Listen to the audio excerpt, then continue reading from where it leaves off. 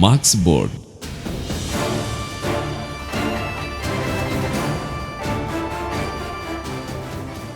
O homem que alertou o mundo sobre a causa de todos os males.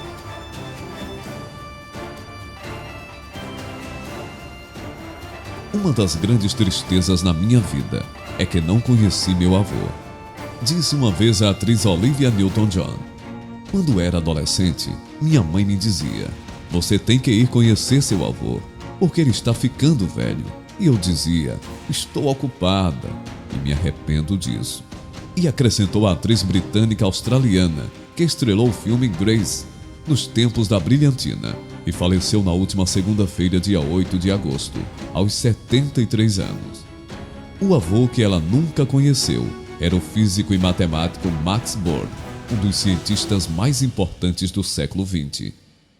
Esta é mais uma história que vale a pena assistir até o final. Afinal de contas, o conhecimento abre portas. Mas antes já te peço que deixe o seu like, inscreva-se se não for inscrito e ative o sininho para ser notificado dos próximos vídeos por aqui. Também compartilhe em grupos de WhatsApp, Facebook e Telegram para ajudar nosso canal. Eu sou Inácio Dias e você é muito bem-vindo ao Verdade Secreta, onde trazer os fatos para você é a nossa prioridade. Se você não consegue enumerar o que ele fez, talvez seja porque, apesar de suas muitas realizações, grande parte do trabalho de Born foi bastante complexo. Mas se o nome dele soa familiar, talvez seja porque está muito presente na física e também porque foi um grande amigo de Albert Einstein. Desta amizade, ficou como legado uma fascinante coleção de cartas que abrangem 4 décadas e 2 guerras mundiais. Minha mãe, Irene, as traduziu do alemão para o inglês, contou a atriz e cantora. Em sua vasta correspondência, eles discutiam sobre tudo, desde a teoria quântica e o papel dos cientistas em um mundo conturbado, até suas famílias e a música que interpretariam juntos quando se encontrassem. Aliás, numa dessas cartas, datada de 4 de dezembro de 1926, que Einstein escreveu uma das frases mais famosas da história da ciência. A mecânica quântica é certamente impressionante, mas uma voz interior me diz que ainda não é satisfatória. A teoria rende muito, mas dificilmente nos aproxima do segredo do Criador. De qualquer forma, estou convencido de que ele não joga dados. Einstein se recusava a aceitar a visão probabilística, que favorecia essa teoria, que descreve como se comporta a matéria, que compõe o pequeno universo das partículas atômicas e subatômicas.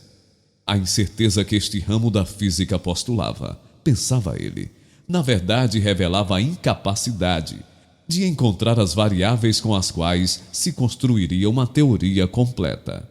Seu amigo Bohr, no entanto, foi um dos principais impulsionadores da interpretação probabilística. Para ele, Deus joga dados. Convencido, ele continuou a explorar um mundo infinitamente pequeno, que essa revolucionária e recém-nascida ciência buscava compreender.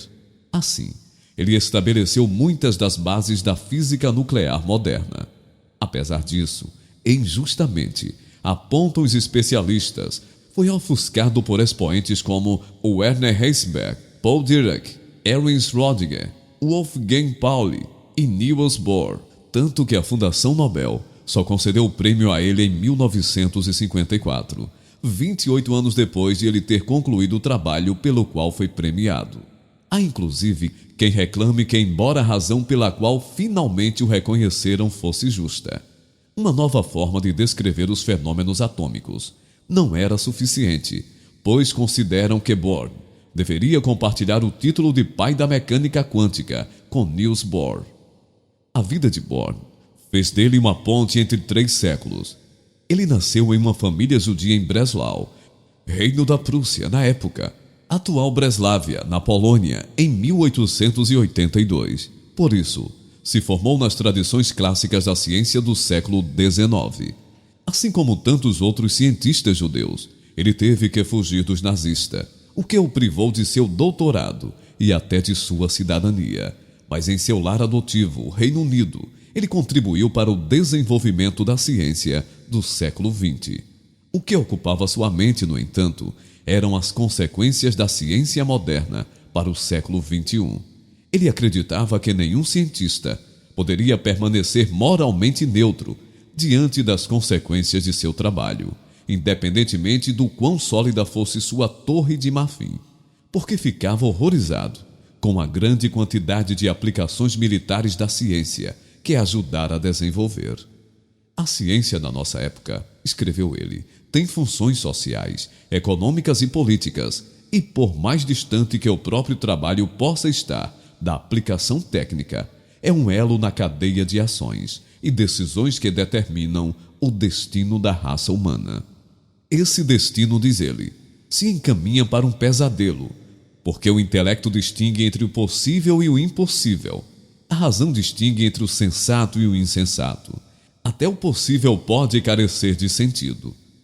Que o cientista que postulou que só se podia determinar a probabilidade da posição de um elétron no átomo em um dado momento, descartando as leis de Newton e abrindo a porta para a física atômica, se preocupasse com tais questões, não era estranho.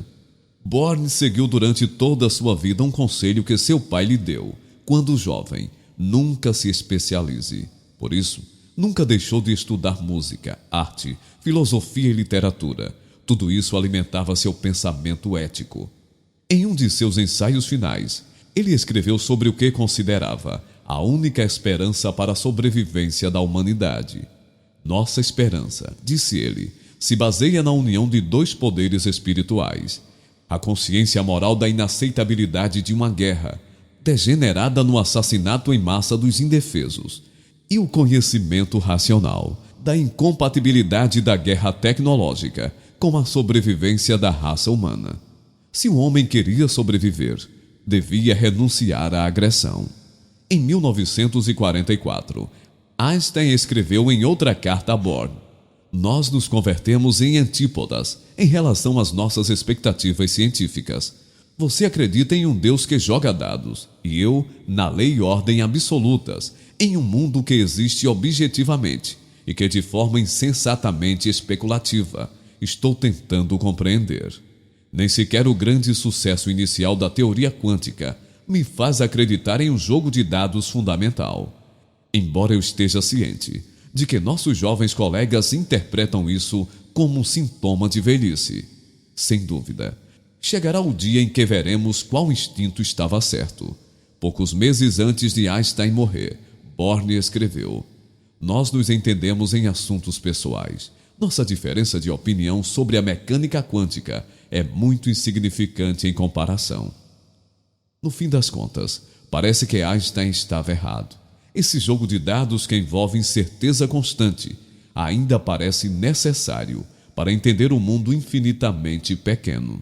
E para Bohr, a incerteza também era fundamental para a vida, em um mundo infinitamente maior do que aquele que ele explorou.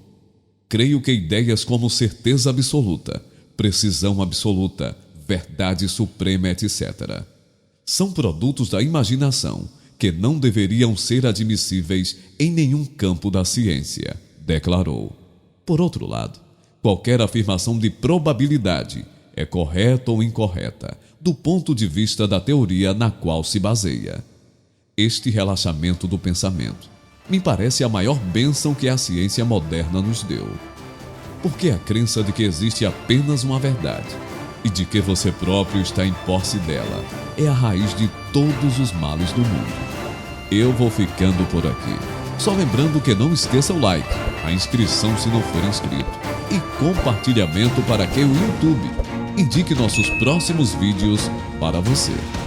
Muita luz e sabedoria. Um forte abraço e até o próximo vídeo com muito mais assuntos super interessantes como este. Gratidão.